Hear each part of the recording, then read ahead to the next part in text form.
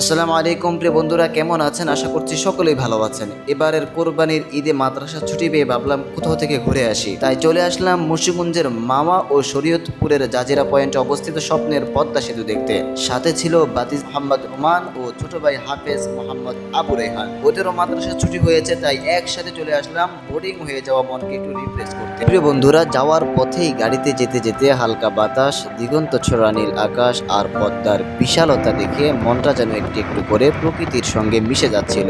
মনটাও ভালো হয়ে গেল আর পৌঁছে গেলাম প্রকৃতির এক অনন্য রূপে। নদীর ধারে দাঁড়িয়ে যখন চোখ মেললাম, চারপাশে শুধু জল আর বাতাস নয়, এই যেন এক অপূর্ব শান্তি আমাদের ঘিরে ধরলো। আমরা পদ্মার ঢেউ, সেতুর নীরবতা আর নদীর ঠান্ডা বাতাস উপভোগ করছি। এরই মাঝে দেখতে পেলাম সেতুর নিচ দিয়ে সাই সাই করে ছুটে চলছে ট্রেন, উপরে চলছে বাস, গাড়ি আর পদ্মা সেতুর বুক ছুঁয়ে অদূরেই পদ্মার নদীর পাড়ে একটু প্রশান্তির খোঁজে ও মনকে একটু রিফ্রেশ করতে মানুষের চলাচলের এক অনন্য প্রতীক। প্রিয় বন্ধুরা, পদ্মার ঢেউ, সেতুর নীরবতা আর বাতাস সবকিছুই যেন কানে কানে বলছে বাবি আইয়া আলা রাব্বিকুমা তুকাযিবান। এই যেন প্রকৃতি আর প্রযুক্তির এক অসাধারণ মিলন মেলা। চোখের সামনে এই দৃশ্য আর হৃদয়ের ভিতরে আনন্দ সব মিলিয়ে মুহূর্তটা অসাধারণ ভাবে কাটিয়েছে। তো আসতে পারেন না, কিন্তু বাসার মধ্যে বসে আছেন, বাসার ছেলেদেরকে নিয়ে বসে আছেন না, বাসায় বসে থাকলে কিন্তু অনুভব করা যায়।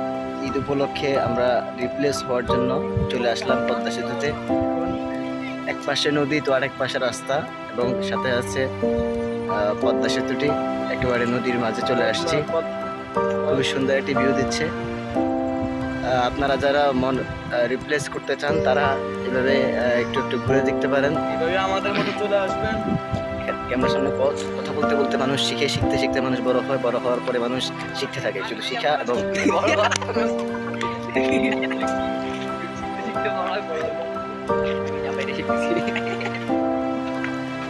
এই যে রায়ান রায়ান একটু আগে আরেকটা জিনিস শিখছে।